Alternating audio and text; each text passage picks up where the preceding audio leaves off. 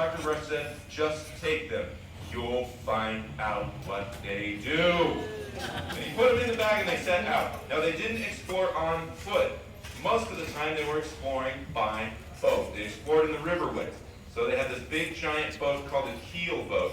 Super long like this, had a big sail in the middle. Sometimes they could sail along, but when the wind wasn't strong enough, they had to row it. So all of these 30 tough guys would sit in there rowing this boat like a big Viking ship. York would stand up here at the very front. He had a big giant pole, and he would pull them, keep them off the rocks, and then just for fun, he would flex his muscles for everybody. Yeah, check it out. The big dog would stand on the back and just bark at everything.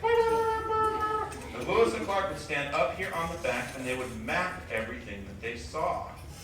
This was stuff they were exploring. They were seeing things that had never been seen by anybody but the Native Americans before. So they weren't just wandering around.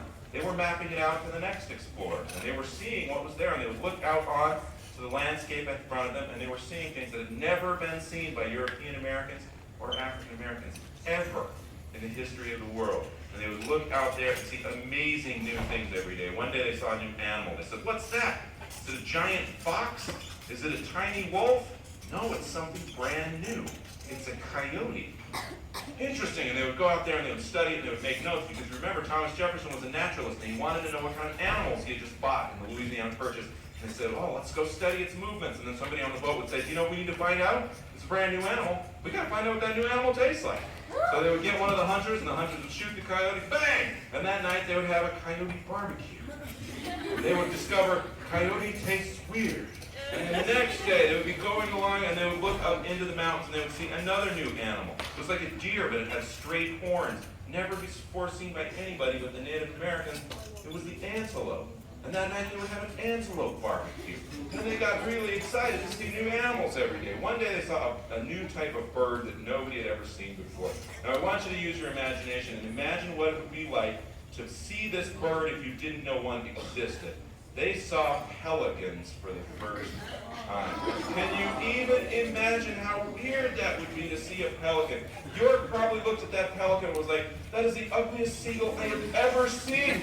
Let's barbecue that ugly seagull. I want to taste that meat." Every day they were discovering new animals. They were cooking them up. They were seeing untouched wilderness, save for a few Native American villagers who were living there. Now, one day, they were crossing across the plains. This was they had reached the Great Plains and they had found a new type of geology. It was the Great Plains, and it was meadows. So the boat was going slowly down the river. Lewis and Clark said, "Hey, let us get out and we're going to walk along." So they were just walking along. As they were walking along, they saw a hole in the ground, and out of the hole popped a little head. They said, "Hey, it's a new animal, we gotta get it, we gotta get it." And they dug down, and it was gone. Then it popped up over here, bing, and they ran over, and they dug down, and it's gone, and popped over here, bing, and they dug down, and it's gone. They said, "Okay, this is enough of this. Everybody get off of the boat. We're going to dig all day." The entire Corps of Discovery got off of the boat, and they used shovels and knives and implements to dig and dig and dig, and they dug all day. I like to think that off to the side some Native Americans were like, "What are these weirdos doing?" Yeah. They dug and they dug and they couldn't catch it. Somebody finally got the idea. We're never going to catch it by digging holes. What we're going to have to do is get water and flood their den.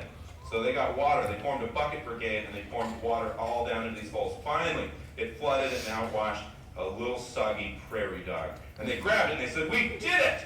We just discovered prairie dogs!" And they held it up in the air and they were marching around going, "Woo! We discovered prairie dogs! We discovered prairie dogs!" And the Native Americans were over here going, "We just discovered idiots." What are they doing? And they said, "We discovered prairie dogs! Let's barbecue this prairie dog!" Somebody said, "No, we worked way too hard to get this little tiny animal to barbecue it. Let's put him in a little cage. Just look at his little eyes and how totally cute this little prairie dog is. He's just so cute, and nobody wants to eat this little prairie dog. Let's put him in a cage, and he will be our little fuzzy pet." And somebody said, "I don't want to care for a prairie dog this whole time, but you know who would? The president. Jefferson would love to see this prairie dog. Let's send it back." So some poor unlucky guy had to carry this little cute prairie dog in a cage hundreds of miles in the wilderness all the way back to Washington, D.C. And he knocked on the president's door. "Mr. President, I've got an animal from the frontier that nobody's ever seen before." And maybe for a second Jefferson was like, "They found it. They found my mammoth." And he ran and he threw the door open and it was just a dumb prairie dog.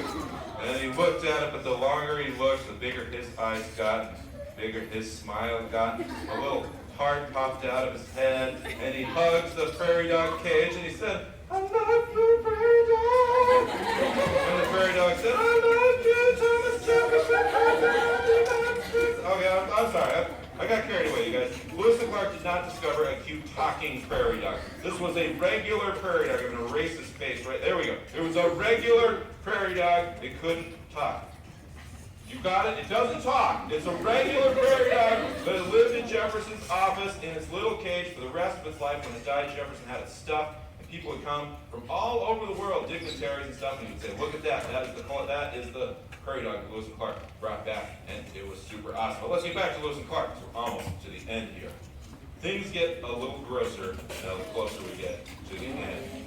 If you live like Lewis and Clark were living, on nothing but barbecue and river water for about 5 months, this is what happens to your stomach. It starts to look like a brick wall.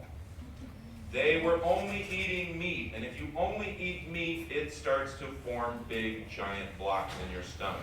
They were hungry guys. They would eat a lot, so they would put food in, but after a while it built up, and guess what? They could not put the food out. In their stomach would be the coyote barbecue, the prairie dog barbecue when they learned how to catch them, the pelican barbecue, the antelope barbecue, and all that stuff. They would get into their camp at night. They would lay on the ground, and their stomachs would just be swollen and sticking straight out. And they would just lay on the ground going, "Oh, why can't we go to the bathroom? This hurts so much." York, Lewis, Clark, all just laying. Their feet would be at the campfire. They would be stuffing their face with barbecued whatever they found that day, coyote, and their stomachs would just growl. The reason your parents tell you to eat your vegetables is because vegetables break this down so that it can flow easily out, but it was not flowing for Lewis and Clark, and their stomachs hurt so bad. The dog was fine. The dog was like, "Are you kidding? What's wrong with you guys? I eat barbecue every day of my life. This is great." The other person who had joined the group wasn't bothered by it at all because she knew what to eat in the wilderness. Lewis and Clark had finally taken the advice of the president and gotten a woman in the Corps of Discovery. Her name was Sacagawea. She had 2 little braids like this. She was a teenager. She was only a little bit older than you guys. She was super tough. She did everything that everybody in the Corps of Discovery did. She cooked, she cleaned, she rowed the boat, she hauled the gear, she did all of this stuff. She had a knife, she could hunt, she could do all of this stuff. She was tougher than everybody, even York, because she did all of this stuff with a baby. A cute little baby. Does anybody here know the name of Sacagawea's baby? Anybody know it? Anybody know it? Anybody know it? Anybody know it? It's not Sacagawea Jr., that's usually a pretty good guess. Sacagawea's baby had a funny French name because her husband was French. He was named Jean-Baptiste Charbonneau, but nobody called him Jean-Baptiste Charbonneau. They called him the cutest baby name of all time. Pomp! Little baby Pomp. Sometimes they call him Pompey. If your parents today, if your mom says, "Hey, what did you learn in school today?" You're really quiet. And then just as loud as you can shout, "Pomp! We learned about baby Pomp! He was a little baby, he was a little Indian baby, he was Sacagawea's baby, and his name was Pomp! It was so great." Everybody in the Corps of Discovery loved Pomp because he was so easy and he loved to laugh. You just look at things and just go, "Ha ha ha ha." He would look at them laying on the ground eating food and go, "Ha ha ha." Sacagawea would look at their big bellies sticking out and go, "Oh, ha ha ha." You guys don't know what to eat in the woods, and they would lay on the ground and they would just groan, "Oh." Somebody finally said, "We can go no further. What can we do?" And then somebody said, "What's this medicine box? And what are these weird pills that are in it?" And that is when Meriwether Lewis remembered the face of Dr. Rush saying, "Take them, you'll find out." Now, Meriwether Lewis was probably not the first one to take one of those pills. History doesn't say who the first one to take one of those pills was. We will say that it was Captain William Clark. We've talked about Lewis, we haven't talked about Clark. Clark popped open that bottle and he took out one of those pills. Now, pills in those days were bigger than they are now. They had to be held together by animal intestine. Sheep intestine or pig intestine, like a sausage. That was the closest thing they had to our modern synthetic pill casing. So he took one of these things out of the bottle and he was about to take it. Meriwether Lewis was like, "This is going to be horrible. Sacagawea came over, she said, this is going to be hilarious. Little baby Pop came over and just went, York came over and said, there's no way I am eating that giant ball. And the dog came over and said, I'll eat the giant ball. I'm just kidding, the dog can't talk. You guys know this. Not a talk, let's get that dog out of there. So, William Clark popped this pill into his mouth and it got very quiet. Everybody gathered around. All that could be heard was the crickets, the cracking of the fire. And as they watched, his cheeks started to turn red. And he started to sweat. He started to sweat a lot, and his eyes started getting really big and scared. And his pupils started getting really big and weird. And his mouth got all funny shaped, and he was like, oh, I think I just found out what these pills do. And he grabbed his stomach and he ran into the bushes. Now, this is a historical recreation of those bushes. This is a historical recreation of the boots of the great explorer William Clark as they're coming out from behind the bushes. And these are the arms of William Clark, and his hands are clenched tightly into fists.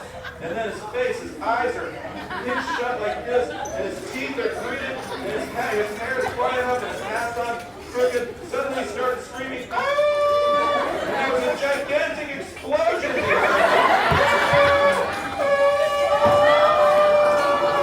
Baby Pomp lost his mind. What happened? That's the end of the school day? Oh, what a place for this story to end. When William Clark came out from behind those bushes, he was incredibly skinny. Behind the bush were horrible sting lines.